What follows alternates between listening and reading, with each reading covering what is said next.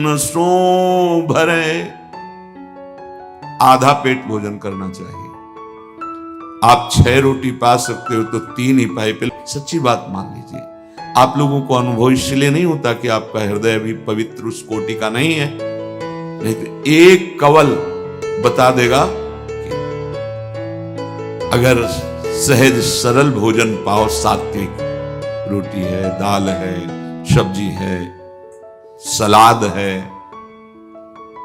लाखों रुपया तुम बीमारी में खर्चा करवा रहे हो, फल सलाद ये नहीं पा सकते। अगर घर का बना हुआ पदार्थ शुद्ध हाथ का है, चलो भाई जैसा आप, लेकिन बाजार का होना चाहिए।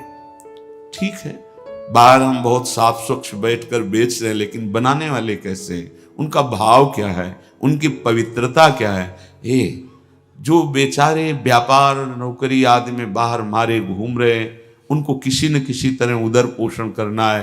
पहली बात है, हरि प्रसाद कछु दुर्लभ नाही, जो इच्छा करे हो मन माही।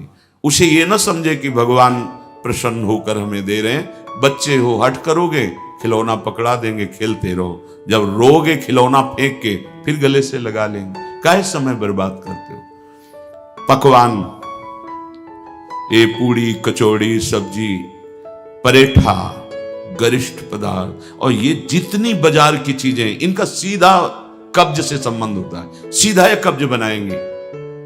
आप श्रम तो करते नहीं, घंटा 2 घंटा ऐसा श्रम, तो वो आपके अंग जो है उनमें पावर नहीं रह गया और आप लादते चले जा रहे हैं। सब जरूर समय से खाना है। अगर आपको कब्ज हो रही तो छोड़ो, भोजन छोड़ो।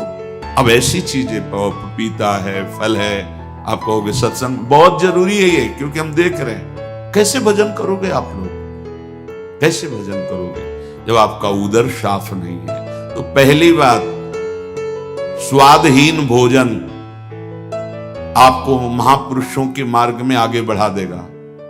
स्वादिष्ट भोजन आगे कदम नहीं बढ़ने देगा। ये लिख लो आप कागज में। जिसका भजन में आगे उन्नति करनी है तो भोजन नीरस होना चाहिए, तो भजन सरस।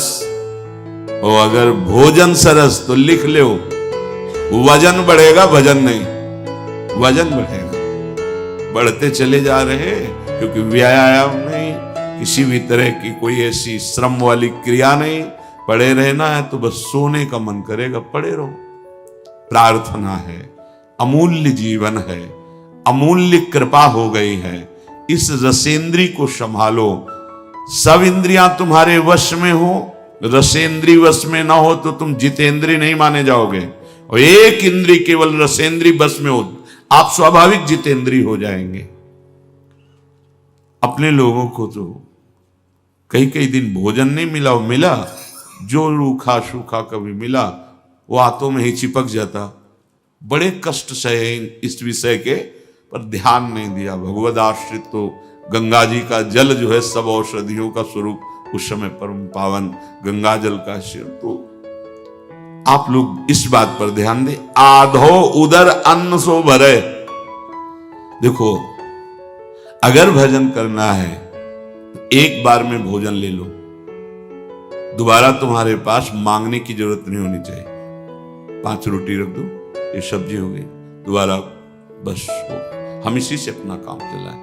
ये जो गरम गरम बार बार पर, ये गृहस्थों के लिए है जो बहुत श्रम करते हैं, मेहनत करते हैं। मान लो हमारी प्रार्थना, एक बार जो आपको पाना है, एक बार पुरुषा लो, एक बार नियम बना लो, मुझे इतना, मुझे इतना। हम 20 वर्षों की बात सदगुरुदेव भगवान कहते हैं, अगर 3 रोटी बनी है तो 1 रोटी प्रसादी में, नहीं तो 2 ही पूरा जीवन हो गया। देखते हैं 2 ही, 2 सिर्फ अपने हाथ से बनाकर और थोड़ी सब्जी।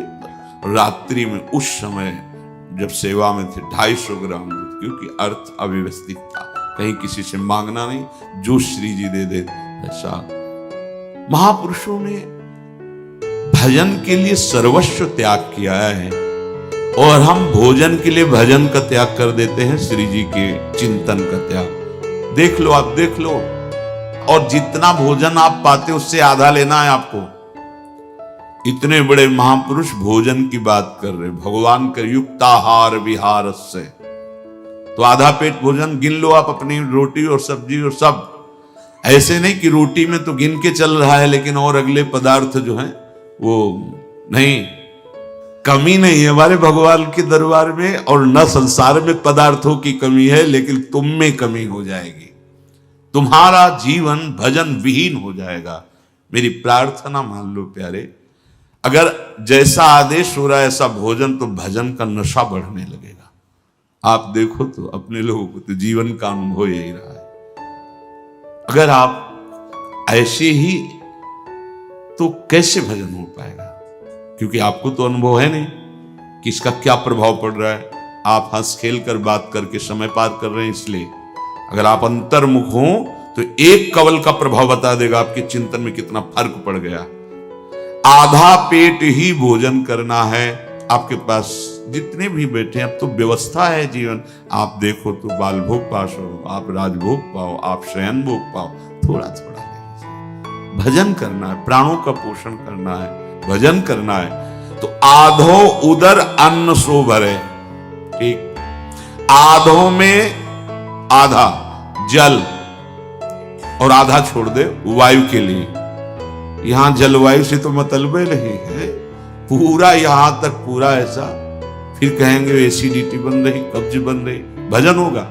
ये बहुत आवश्यक है, इसलिए हम इस विषय की चर्चा कर रहे हैं। आप लोग इस पर ध्यान दीजिए, नहीं दोगे तो आपका भजन नहीं बन पाएगा। और आगे सावधानी के लिए करें, आपको व्यायाम करना है। जैसे भजन के लिए नियम दिया था ना, सबको करना है, दंडवत के लिए नियम दिया था, ऐसे मान लीजिए 10 मिनट कर लीजिए आप व्यायाम, और 2-3 किलोमीटर पैदल चलिए।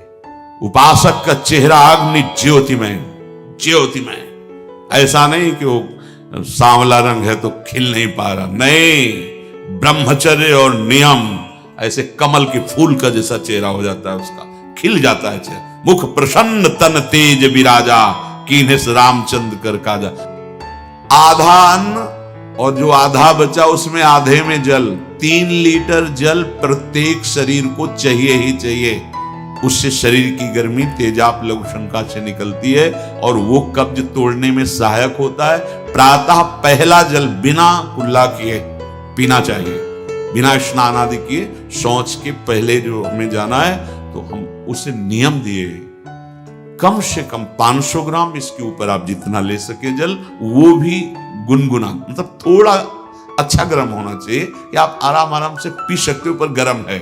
और वज्रासन में बैठ के, अभी देखो कब्ज नष्ट होती है कि नहीं, बहुत जिसकी कब्ज बन रही, रोज शाम के गर्म जल या गर्म दूध से बताया है कि आप 1 चम्मच छोटी हर पिसी हुई, 1 चम्मच ईसबगोल की भूसी महीनों लो, सालों लो, वो आपकी आंतों को परिपक्व करके फिर ऐसे कर देगा कि फिर आपको औषधि नहीं चाहिए। ये बहुत साधक के बचाव पक्ष की औषधि है। नहीं आप जैसे एकदम कोई ऐसा कड़ा चूर्ण लें तो आपके ब्रह्मचर्य पर घात हो जाएगा। ये सब अनुभव की बातें हैं। जल आवश्यक है आपकी स्वस्थता के लिए, और वायु आवश्यक है। आधा अन्न और आधे से आधा जल और आधा खाली जो श्वास के। यहां तो बस सावधानी रखो, ये अन्न बढ़ता चला जाएगा आपका खुराक, आपको पदार्थ और अच्छे अच्छे मिलेंगे। राधे राधे प्यारे भक्तों, कैसे हैं आप सभी? तो कैसा लगा आपको आज का प्रेमानंद जी का प्रवचन? आप सभी कमेंट बॉक्स में कमेंट करके ज़रूर बताएं और चैनल को सब्सक्राइब करना ना भूलें। राधे राधे ज़रूर लिखें।